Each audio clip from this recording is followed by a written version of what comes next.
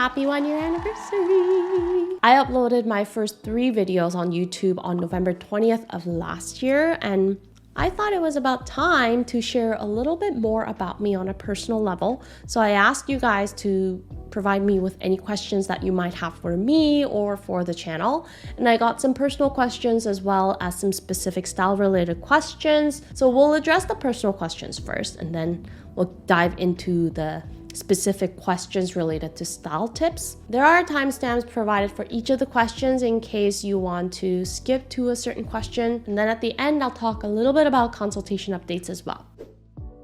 Okay, so first question is, I would like to know more about your personal life, childhood, family, etc. I'm an immigrant. I was born in South Korea and then I moved to Toronto when I was 11 and spent the majority of my life in Toronto. And then I moved to Vancouver in 2015, met my now husband in 2017, so I just decided to stay in Vancouver. My parents are still here in Toronto though, and I'm in Toronto right now, so as you can see, I kind of go back and forth. Up until my mid-20s, I kind of had the typical course of life that Asian parents would be very proud of. You know, I went to a good university, I graduated and got a well-paying corporate job immediately, and those were probably the most depressing 3 years of my life. I pretty much call it my quarter-life crisis. After about 3 years, I decided to move to Vancouver to pursue becoming a makeup artist. I mean, it's something I could have pursued in Toronto, but I think I just needed a change of scenery. And then I met my husband and got married almost 2 years ago,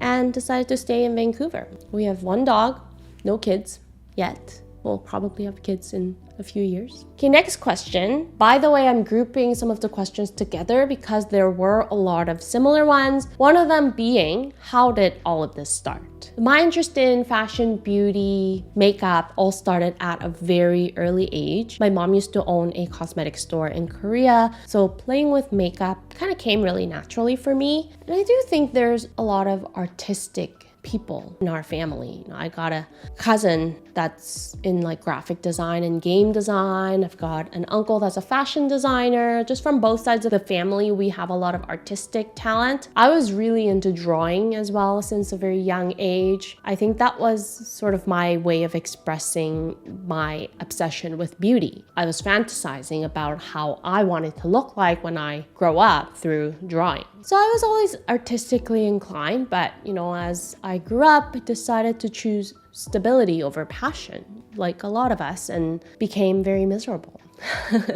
So I decided to drop everything and move to Vancouver to pursue makeup. I was always that go-to kid for makeup throughout high school and university. You know, I did a bunch of friends' prom makeup and stuff like that too. Why makeup? Because it was one of the things that I was good at. I was also looking for an escape from the corporate life, and it was only a 1-year program as opposed to like a 4-year arts degree. So in summary, how it all started was I've always had an interest from a very young age, but I took a very roundabout way of finally getting into it as a career. All right, so next question is, how did you get into YouTube and is it your full-time job? All throughout makeup school in Vancouver, I knew I wanted to get into fashion, but making it as a full-time fashion makeup artist is extremely difficult. So I was bartending, serving to make ends meet while I was working on model test shoots as a makeup artist. I was working as a makeup artist for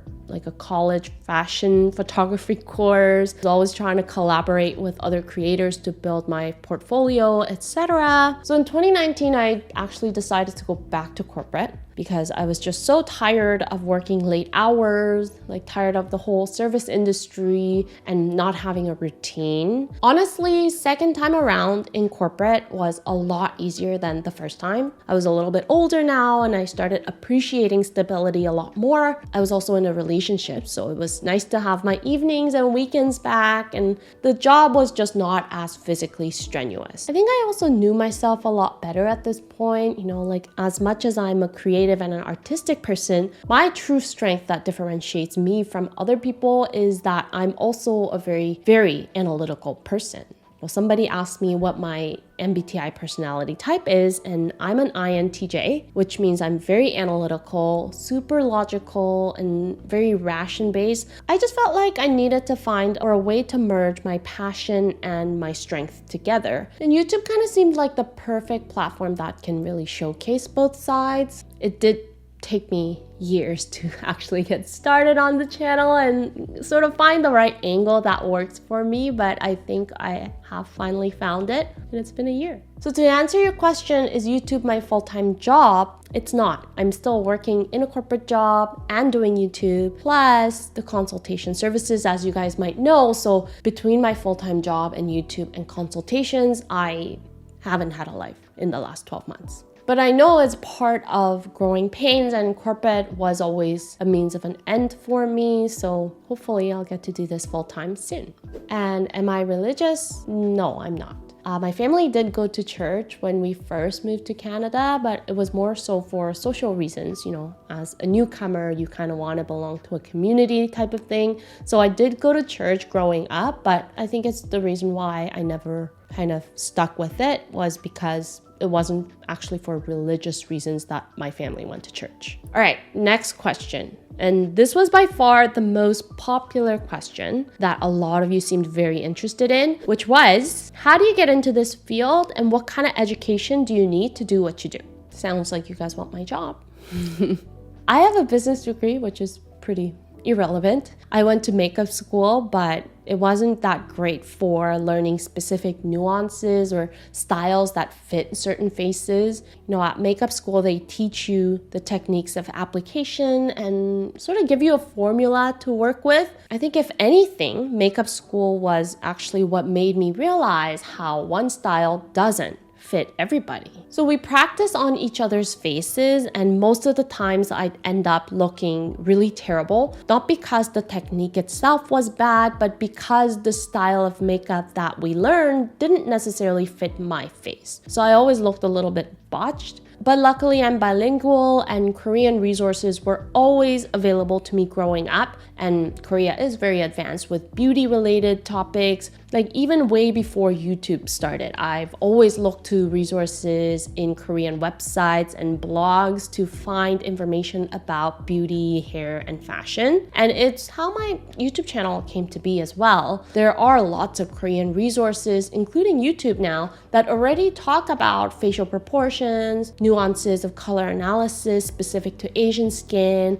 and different body types, etc.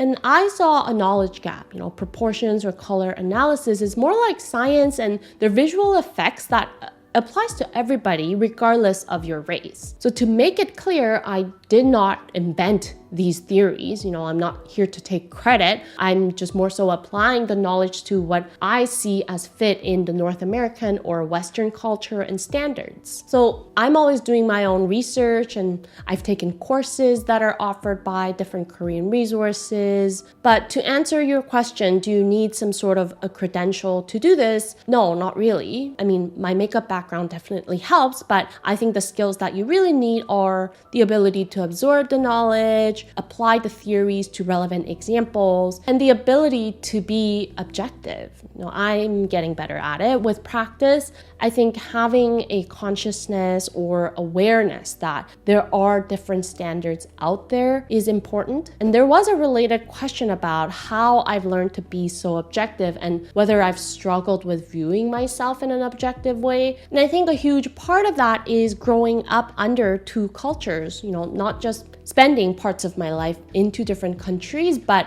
also having friends throughout high school and university that were mostly Korean has allowed me to always keep up to date with the latest trends and beauty standards on both sides. And I've always had to live with conflicting standards. For example, fair skin is a very desirable trait in Asian beauty standards, but here being tanned is super desirable. And I'm on the dark side, so here my skin is considered desirable. In Asia, it's not really. And that's just one small example, but there are lots of different conflicting standards like that. And that's really helped me become objective about things because you learn to use your own discernment. And especially with age and time, I think more and more about how meaningless these standards can really be. Because at the end of the day, you're not going to be able to please and meet all these different standards and sides anyway. So my goal for this channel is to provide you with the information about what kinds of visual effects the different styles or colors can have. And ultimately that decision is up to you. You know, you can use your own judgment based on what you think works for you. And I'm a human being, so I'm sure I still project my own opinions, but I think I try really hard to see things from different angles. As some of you might know, I'm in the middle of developing my own hairstyle and makeup guides that I'll be offering with the new structure of services. And those are really largely based on this belief that your style choices should be your own to make based on the facts and visual effects rather than my opinion. If you want my opinion, I'm glad to give it to you, but I think that providing you with the fundamental information will help you a lot more in the longer run. So if you're interested in learning the theory itself, then my guides can definitely be a great start, but you'll still need to practice a lot and train your eye. So what I just talked about addresses the question on how I would compare the definition of beauty as a Korean Canadian or a Korean North American. And that is, standards are standards and they'll always differ based on your environment and culture. So learn to use your discernment to understand what makes you happy. To that same person that also asked me about RareLee's channel, yes, she's one of the channels that I follow and I love her. I love her approach, and I actually even took a course that she offers as well. So I can share the details if you want. You'll need to speak Korean and have a legit method of payment that can be processed within Korea. If you guys want the details on her specific course, then I can provide you with the link, so just leave me a comment. And this leads me to the next question, which is, what are your professional plans for the future? It'd be nice to have one job. I mean, my corporate job is, like I said, is a means to an end for me. And like everyone else, I would not like to work 80 hours per week. But on a more serious note, I think that building a community is a really important aspect. Having a platform for support and knowledge sharing and also sharing opinions. Kind of like how Kibbe or Kitchener systems, there's lots of groups and discussions going around about those systems. And not that I am comparing myself to people that literally have systems named after themselves, but I just like to think of myself as the sharer of knowledge, and I can give advice, but I don't have all the answers either. So I'm actually really excited to hear that so many people are interested in gaining more knowledge and turning this into a career. I mean, I'm doing it and anybody else can do it. So I'd really like to create a support group. Let's equip fellow women with the knowledge that they need in order to make informed decisions for themselves. So that's the bigger vision that I see. And on a related note, someone else asked, what is the one topic that you like the most in your job or on this channel that gives you the most energy? If we're talking about just topics, I don't really have a favorite. I do actually want to hear more from you about what you guys want to see more. Obviously, I have proportional analysis and color analysis, sort of the two major topics that I talk about on this channel, but I've also been publishing some intro videos about other topics like skeletal diagnosis and Kibbe and Kitchener. So let me know in the comments what you guys want to see more of from this channel. If we're talking about best part of the job, I think that hearing from other women that they've always known to avoid certain styles, but they couldn't articulate why, and they're thankful that my channel does that for them. I think that we all inherently know what works and what doesn't for us, because at the end of the day, it's a visual thing, it's a visual effect. And if something doesn't look right on you, you don't really need to explain yourself, but it's just nice to have somebody else articulate it for you. So like I said, as long as you're equipped with the right knowledge, you have the ability to make the right decision for yourself. Then someone else also asked, have you ever fallen in love with an aesthetic that you discovered is objectively not ideal, and how do you compromise? I think that I steer away from certain styles because they don't make me feel good. You know, in my early 20s, I tried out a lot of different styles, and for example, gamines. You know, I like to call myself an inner gamine. I love the gamine aesthetic, but I avoid them on myself, not because I don't love the aesthetic, but because I don't like it on me. You know, I just love seeing it on someone else, but as soon as I put on those clothes on, it doesn't feel like it's me, you know? I think it's all about how the style makes you feel. I think for some people, the idea of the aesthetic itself is more important. For example, the goth aesthetic, you know, it's a very particular look, and it's the look itself that people are drawn to. People aren't saying like, is black the right color on me when they're putting on this whole goth aesthetic, right? So I think at the end of the day, it's all about how it affects your confidence. For some people, it's pulling off a certain look that gives them that confidence boost. For other people like me, it's about like how I naturally feel in the outfit or in the aesthetic. Okay, next question is there a type of style or fashion that you don't like, or a fashion trend, old or new, that you dislike? What is a fashion, makeup, hairstyle that you wouldn't wear and why? I have to say Lululemon. After 8 years of living in Vancouver, I finally own a pair of leggings and a zip up, neither of which I bought for myself. My husband actually bought those for me. I know they're comfy as hell, but it's why they become like the only things you ever wear. And I feel like in Vancouver, all I see is Lululemon or Aritzia. Like, utility and practicality is important, and I like athleisure, but I just want to see something other than Lululemon. Makeup wise, I'm just not about the full glam look anymore. I used to wear the Karu makeup style. That's like a Japanese style, full glam makeup, like upper and lower lashes type of glam. I'm just really not about hiding my face that much anymore. And my face isn't really suited for bold styles of makeup anyways.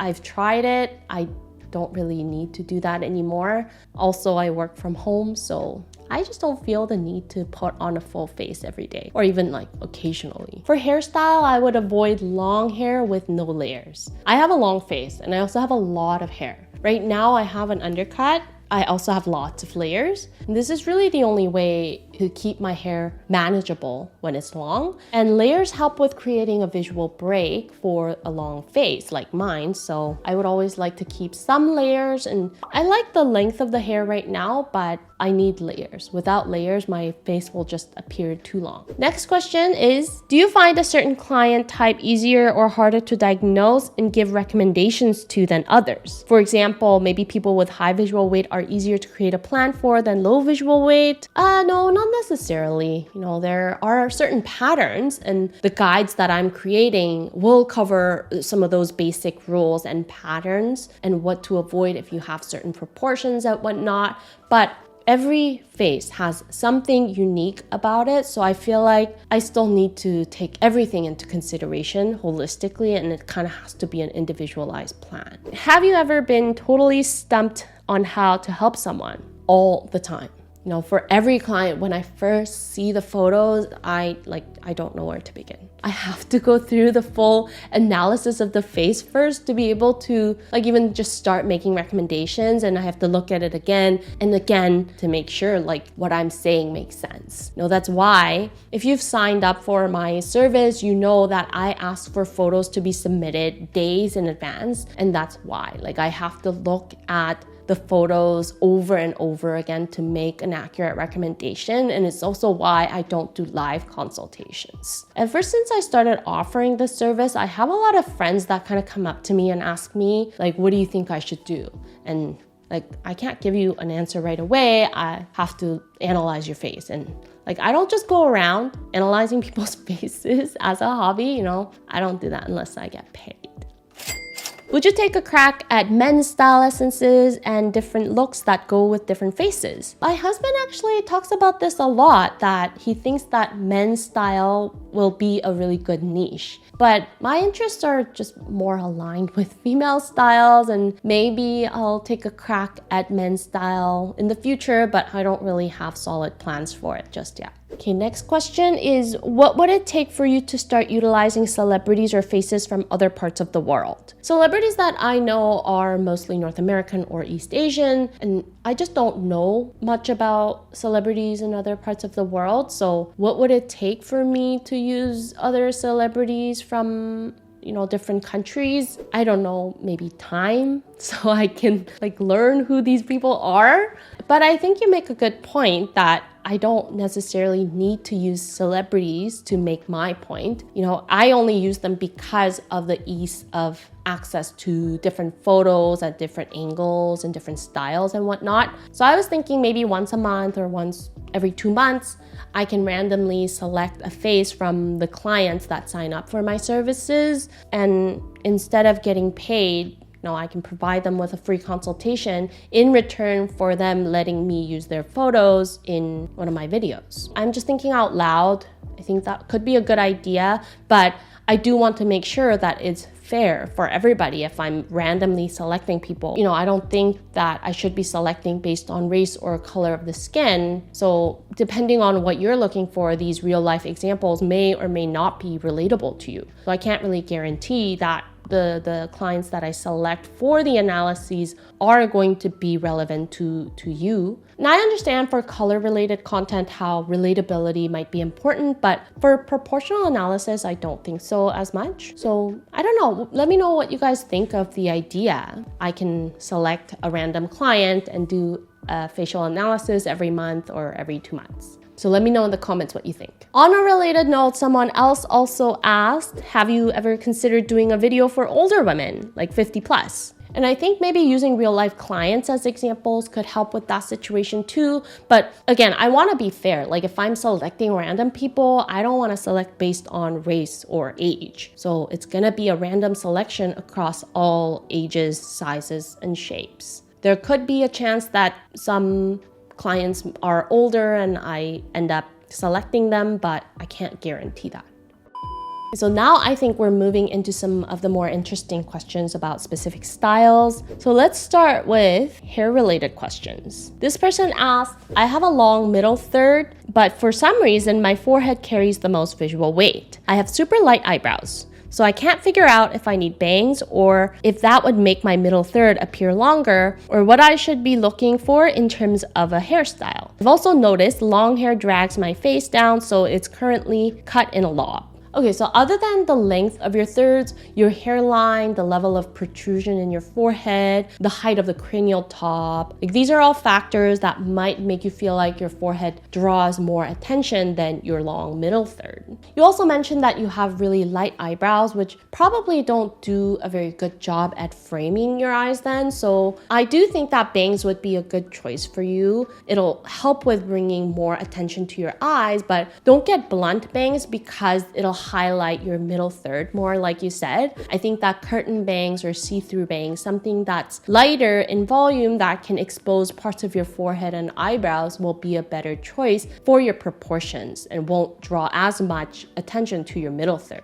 And what you said about the lob, yes, going shorter doesn't drag the emphasis down as much, so it'll be helpful in shortening the overall length of the face. If you want to go shorter than a lob, it's even more helpful in shortening the overall length of the face. The shorter the hair, the more effective it is at shortening the overall length, but also the shorter the hair, the more emphasis is brought to your facial features. So considering the overall yin and yang elements of your face, if you want to bring more femininity to your look, then keep the lob. And if visually shortening the face is a higher priority for you, then you can go shorter. Okay, next question is hairstyle recommendations for a short neck. I think it depends. There's two cases for short necks. The length of the neck can be short, or it could be the development in your traps that makes the neck appear shorter. And if it's the first case where the actual length of the neck is short, then having both sides of your hair fall down, down to your chest level, that will help with elongating the neck visually and If it's the latter, where it's just the traps, then shoulder level hair that just covers the traps area would be sufficient. You'd also want to avoid a heavy style of bangs because that shortens the overall length and neck area further as well. And I'm sure there's gonna be people asking questions like, what if I have a long face and a short neck? Then should I wear my hair long or short? And that kind of depends on your priority. Is shortening the face the higher priority for you, or is lengthening your neck the higher priority? Maybe you want to keep your hair long but get layers so they can create a visual break that can still shorten the face to an extent. There isn't a one solution that solves everything, so you have to know what is the most important for you. I was wondering if you have any hairstyling tips for curly hair. When is it best to wear it big, put it up, etc.? Okay, so curls add width, right? So it's good for long or narrow faces because it has a widening and therefore a shortening effect on the face. But if you have big hair around your facial outline, the contrast between the hair and the skin is high. So if you have a prominent jawline or a lot of width in your lower face, big curls will make the lower face appear heavier. Wearing it up to remove the contrast is what you can do to mitigate that effect. What can you do to a square jaw to keep it from appearing blocky or too masculine? So I just talked about how having a lot of hair around the facial outline can make the lower face appear more prominent or heavier. So there's different ways to remove the contrast from your lower facial outline. One of them is to wear it up, or you can wear a short haircut like a pixie cut. Or you can also use a lighter hair color to reduce that contrast level between the hair and the skin. So there's different ways of removing contrast, but having heavier contrast will obviously make the jawline appear more prominent. How to balance a face with prominent cheeks. I always had difficulty with minimizing my baby cheeks, and even at 43, they're still there. So again, the contrast level between the hair and the skin in the lower face, higher contrast will highlight the fullness in the cheeks more. So find ways to reduce that contrast level between the hair and the skin in your lower facial outline. Another thing is that with heaviness in the cheeks, the emphasis is brought down from your eyes, right? So using the arches of your brows to kind of draw the attention in an upward direction is a good idea. And you want to avoid bangs because covering your eyebrows is going to bring a heavier emphasis downwards to your full cheeks. So keep your eyebrows visible and use more definition in the brow arches to drag the attention up. What can you do if you lose facial fat due to aging? I would say avoid a dark hair color because a higher contrast level, again, makes the outline of the face more severe. And blunt bob styles that add width to the face will make the face appear less narrow or hollow, but combine the style with a lighter hair color in order to maximize that effect of adding width but not creating a severe contrast to make the outline of your face more visible. All right, so now we can move on to some makeup and color related questions. So the first question is, what is a common misconception about styling or makeup that you often see? A really common misconception is that everybody looks good with the same style, especially with makeup, that it's a technique related issue, not a style issue. I talked about when I went to makeup school, I came out looking pretty botched most of the time, not necessarily because of the technique, but because the style didn't suit my face. And some people might be like, well, you should be able to wear whatever style you want to. Yes, you should be able to wear whatever style you want to. I absolutely agree with that. But a lot of us avoid certain styles because of how they make us feel. When we look into the mirror and we don't like what we see because it makes us feel clownish, then we will naturally avoid those styles, right?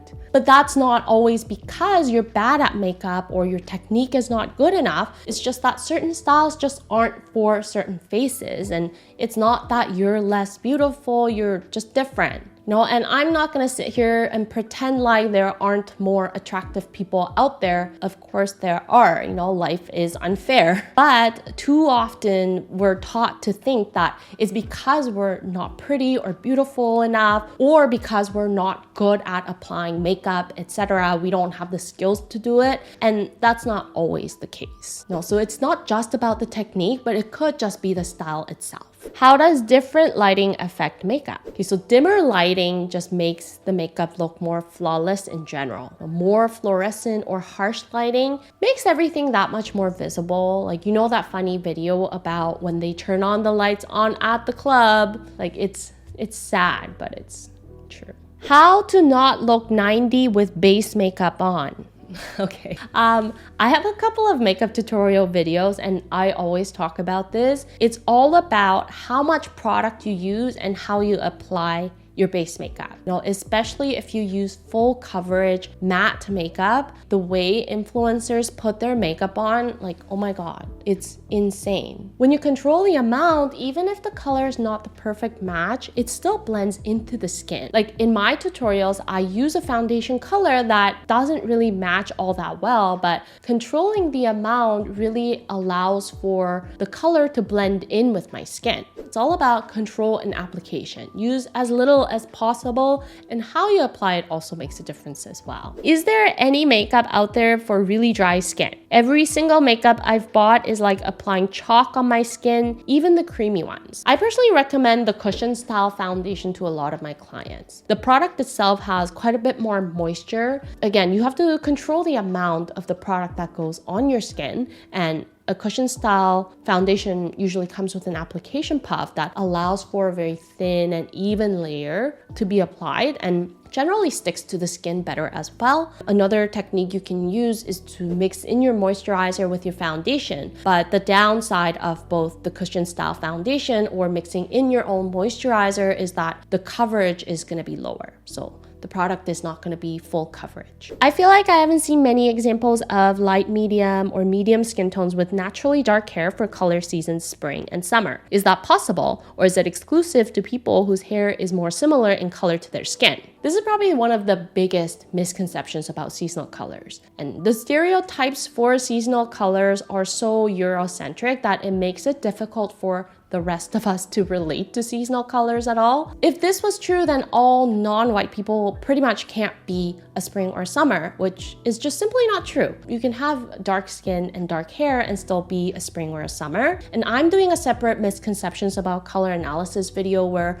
I'll definitely cover this topic in more detail with examples as well. Do genetic dark circles under the eyes impact your overall visual weight? Should you be balancing it out with heavier makeup? Yeah, I think it does. You know, visual weight is all about the element's ability to attract the eye. So if your dark circles draw more attention, it can affect the visual weight theoretically. Should you be covering it? That depends on, you know, the severity and the actual darkness, how even you want your skin tone to appear, etc. It's kind of similar to freckles. You know, some people choose to cover their freckles while some people don't. To give you a specific example, Jung Ho-yeon from Squid Games. I personally really liked her overall look with the whole like dark circles and freckles. So I think you can make your dark circles a part of your whole aesthetic if you want it to be. Could you recommend tutorials on YouTubers for low visual weight makeup techniques? So like I said, I use a lot of Korean channels as my references. Hailey Kim's channel I think is great, and it's especially great for makeup beginners. Her looks are super natural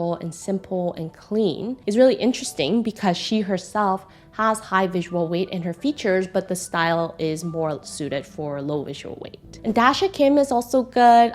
She doesn't really do a lot of makeup tutorials anymore. She does more of like lifestyle vlogs now, but I like her older stuff related to makeup. She has a wider variety of styles from very natural to more glam, but never really over the top, and I think they're great for low visual weight features. And then a non-Korean channel that I really like is Sarah's Super Spa. She does a lot of shorts rather than long form videos, and she gives a lot of practical tips, which I really like. Now some other random questions. How can I tell if I'm gonna look good with lip filler proportionally to other facial features? Lip filler is good for shortening the philtrum. It's why a lot of people say that it makes you look younger, because a longer philtrum tends to make you look a bit more mature. If you have a long philtrum and you want to add more youthfulness or a bit of vitality to your look, then a lip filler can be helpful. So the ideal ratio is a 1:2 ratio. And there's two ways you can measure it. The first way is comparing the length of your philtrum to the length of your chin. So like from the tip of your bottom lip to the end of your chin. And if this is a 1:2 ratio, that's considered very balanced. Or you can measure from, like the end of your nose all the way down to your mouth, sort of like where the actual gap is between your upper and lower lip. And then from there to the tip of your chin. That's the second way. Again, it's a 1:2 ratio. It's considered the most balanced. So if you already have a short fill trim, then a lip filler is going to break that balance even further, and then it's gonna highlight the length of your chin more, right? So if you already have a short fill trim, then I would advise against the lip filler. Okay, so next question is, what if your contrast levels are opposite to your Kibbe recommendations for color or something like ethereal essence? Because even the Morticia style of outfits don't look very ethereal despite sharing features like lace and flow. Okay. I think there is such a strong association of certain contrast levels or color families with Kitchener essences. Especially ethereal, I think that low contrast level does play a very big role for ethereal essences. So I feel like if you have higher contrast, chances are you're likely a blend of ethereal and something else rather than being a pure ethereal essence. And Morticia is played by Angelica Houston, who is a dramatic, right? So I feel like it's Angelica Houston and the black that makes that lacy, flowy dress appear that much more dramatic. If it was like Kate Blanchett or Liv Tyler wearing the same dress, I don't think that the dress would have the same dramatic effect as it would for Angelica.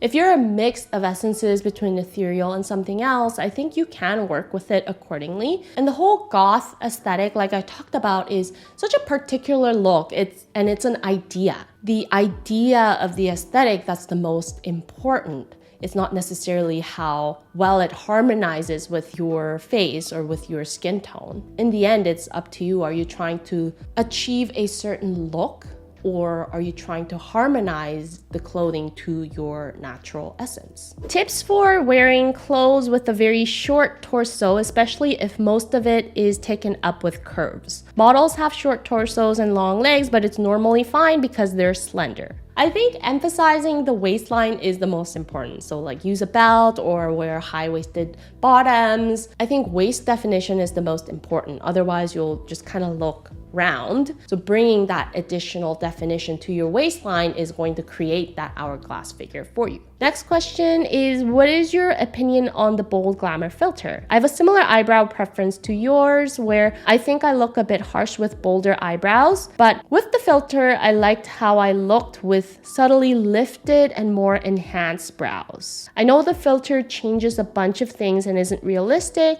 but do you have an opinion on it?